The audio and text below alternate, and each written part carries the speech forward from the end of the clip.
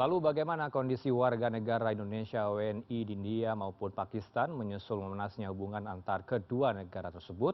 Langsung kita bahas sore ini bersama narasumber dengan Bapak Yuda Nugraha, Direktur Perlindungan WNI Kementerian Luar Negeri RI, dan juga Mas Amin Nurwijaya WNI di India. Selamat sore waktu Jakarta, Bapak-Bapak.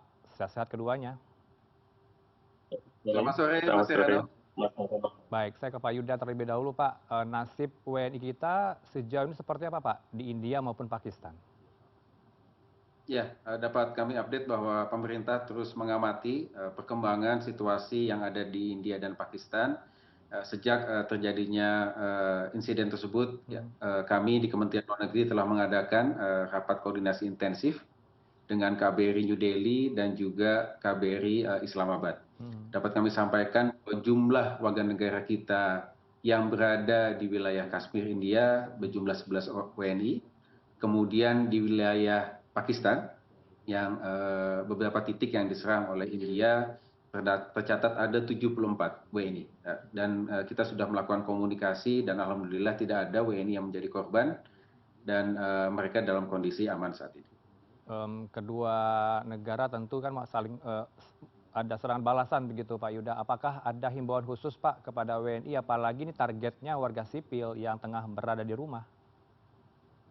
Ya, dalam konteks ini kita sudah menyampaikan himbauan kepada para WNI yang ada di sana untuk meningkatkan kewaspadaan dan kemudian terus memantau informasi yang disampaikan oleh otoritas tempat, menghindari lokasi-lokasi yang menjadi titik serangan, dan kemudian membatasi pergerakan keluar rumah untuk hal-hal yang non-esensial. Dan jika mengalami situasi kedaruratan, agar segera menghubungi hotline baik KBRI New Delhi maupun KBRI Islamabad. Ada early warning system tidak Pak kepada mereka yang akan berkunjung ke Pakistan maupun India, WNI yang dari Indonesia akan berangkat ke sana? Ada himbauan khusus tidak ke mereka juga? Ya, dalam konteks ini kita menghimbau agar para WNI yang terutama ya bukan ke Indianya namun ke wilayah-wilayah konflik tersebut untuk bisa menunda perjalanan. Saya ke Mas Amin. Mas Amin, Anda lokasinya tepatnya berada di mana, Mas? Apakah dekat dengan titik serangan target dari Pakistan atau bagaimana? Bisa dijelaskan ke kami.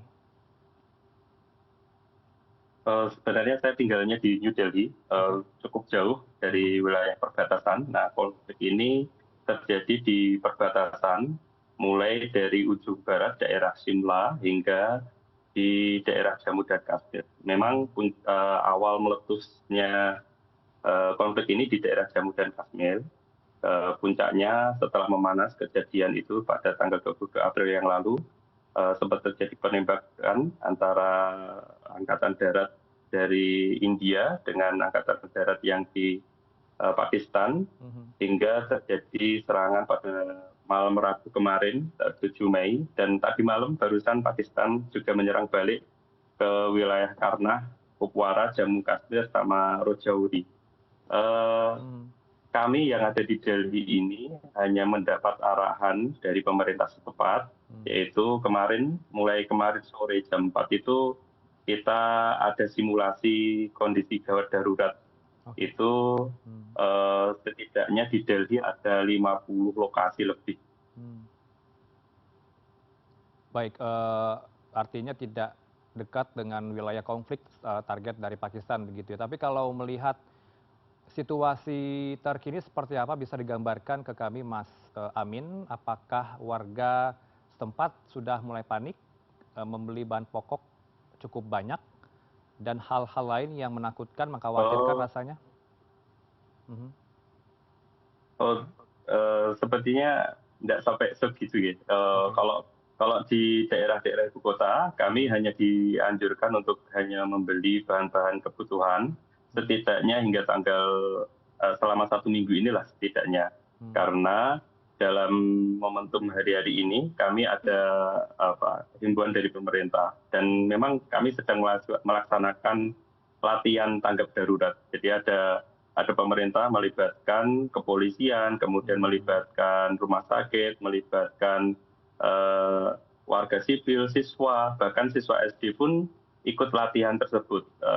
Mereka di sekolahan itu ada sosialisasi, kemudian ada praktek dari mulai pagi hingga malam. Jadi bagaimana jika ada serangan siang hari, bagaimana kalau ada serangan malam hari, itu kita ada simulasinya seperti itu dari pemerintah.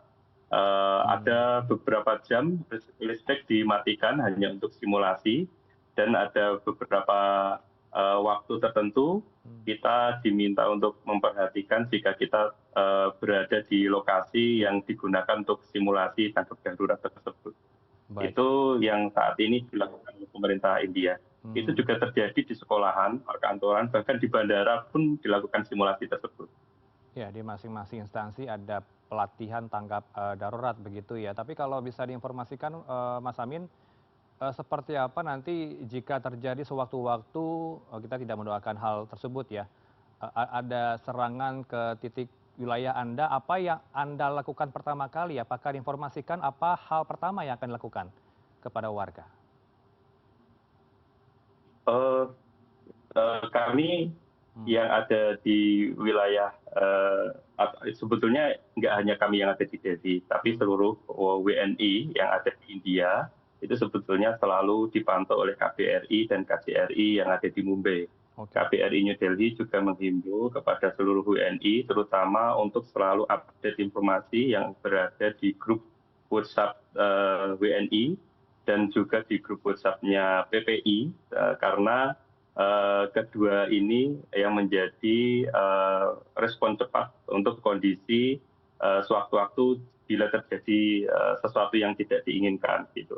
Nah, di saat itulah nanti jika ada kondisi yang mendadak dan butuh bantuan dari KBRI untuk segera, maka kita bisa langsung menghubungi itu. Misalnya kemarin yang dilakukan oleh KBRI, ada sekitar 12 WNI yang sedang berwisata di daerah perbatasan, karena langsung menghubungi melalui hotline KBRI dan juga langsung menghubungi beberapa rekan, akhirnya pihak KBRI melakukan komunikasi dengan Menlu di India, sehingga 12 WNI yang berada di Jammu dan Kashmir bisa langsung dievakuasi, dan alhamdulillah sudah berada di Delhi.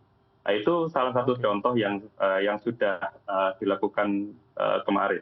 Nah, nanti bila terjadi sesuatu, hal tersebut mungkin yang akan dilakukan oleh seluruh mahasiswa dan WNI yang berada di sini.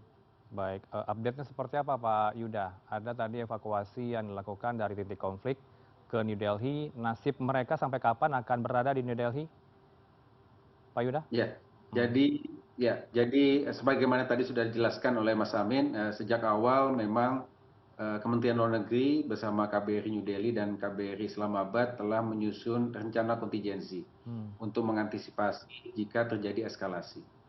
Nah, ketika terjadi eskalasi, kita sudah menetapkan langkah-langkah apa saja yang perlu dilakukan untuk memberikan bantuan dan juga penyelamatan bagi WNI kita. Dan itu juga sudah dikomunikasikan kepada para WNI, baik yang ada di India maupun yang ada di Pakistan. Total dapat kami sampaikan, di wilayah India ada 993 WNI yang tercatat, sedangkan di wilayah Pakistan ada 1.673. Nah, kita harapkan para WNI ini selalu menyampaikan update situasi dan juga lapor diri ke perwakilan RI sehingga ketika terjadi sesuatu komunikasi bisa segera kita lakukan. Baik, tentunya ada waktu extend begitu ya Pak yang diperpanjang mereka berada di New Delhi. Apakah ada mungkin nanti sampai kapan akan bertahan di New Delhi, Pak, tidak balik lagi ke titik konflik? Ini bagaimana Pak update-nya? Ya, ketika situasi di titik konflik masih membahayakan, ya tentunya kita memiliki kewajiban untuk melakukan langkah-langkah evakuasi ke lokasi yang aman ataupun kembali ke Indonesia. Pola evakuasi ini kan yang selalu ini kita lakukan seperti ketika konflik Ukraina, di Sudan, ya, dan terakhir di Lebanon ataupun Suriah, kita pulangkan warga negara kita dari wilayah konflik tersebut ke Indonesia. Baik, saya ke Mas Amin. Mas Amin, apakah Anda punya teman di perbatasan antara Kashmir dengan Pakistan ini bagaimana? Apakah ada kondisi terbaru yang bisa diupdate dari mereka? Kalau teman tidak mungkin mahasiswa itu sekarang sudah tidak ada yang ada di sana. Oke. Yang ada di sana 11 orang yang ada di perbatasan India dan Pakistan di wilayah India ini seluruhnya adalah WNI. Dan kami sebetulnya ada satu aplikasi namanya Safe Travel. Nah, aplikasi itu ada fitur tombol darurat. Bila nanti terjadi apa-apa, itu kami diminta oleh KBRI atau KJRI untuk menekan tombol fitur darurat tersebut sehingga hal itu bisa membantu KBRI dan KJRI untuk mengidentifikasi di mana lokasi kami berada. Itu kita gunakan, aplikasi itu kita gunakan bila terjadi kondisi yang darurat di aplikasi Safe Travel. Juga kemarin sepertinya dari KBRI juga membuat edaran dan menghimbau kepada penyedia travel wisata karena Sungai Gangga di India adalah termasuk tempat untuk dikunjungi sebagai wisata religi dan memang pusatnya ada di atas yaitu di Rishikesh. Bila ada orang yang ingin berkunjung ke daerah Simla karena Simla ini adalah wilayah yang mendekati perbatasan, maka dihimbau kepada agen travel atau sejenisnya untuk selalu komunikasi dengan perwakilan supaya bisa menyampaikan informasi yang jujur kepada peserta wisatawan. Itu kemarin yang disampaikan oleh perwakilan. Oke, sekaligus closing statement untuk pertanyaan terakhir ke Pak Yuda, seberapa efektif Pak aplikasi tadi yang disebutkan oleh Mas Amin untuk saling berkomunikasi dengan sesama WNI di sana, Pak Yuda? Ya, betul, Mas Heranov. Jadi aplikasi Safe Travel memang kita bangun oleh Kementerian Luar Negeri untuk pertama menjadi platform informasi bagi seluruh warga negara kita yang berada di luar negeri. Dan memang ada fitur khusus yang kita sebut sebagai emergency button. Ya, ketika WNI kita dalam situasi yang membahayakan jiwa, bisa menggunakan fitur tersebut dan aplikasi akan otomatis mendetek lokasi di mana WNI tersebut karena memiliki fasilitas geotagging. Nah, itu akan membantu KBRI memberikan bantuan yang secepatnya, tentu dengan berkoordinasi dengan otoritas tempat. Baik, kita doakan semoga kondisi akan semakin kondusif. Siapapun tidak akan menginginkan Pak peperangan yang ada di dunia ini. Dan kita harapkan kondisi akan kondusif baik itu di India maupun Pakistan. Dan WNI kita akan selalu sehat walafiat begitu ya, termasuk Anda dan juga Mas Amin. Terima kasih untuk waktu berdua Pak Yuda Nugraha, Direktur Perlindungan WNI Kementerian Luar Negeri RI, dan juga Mas Amin Nurwijaya WNI di India. Selamat sore. Terima kasih. Terima kasih. Selamat sore.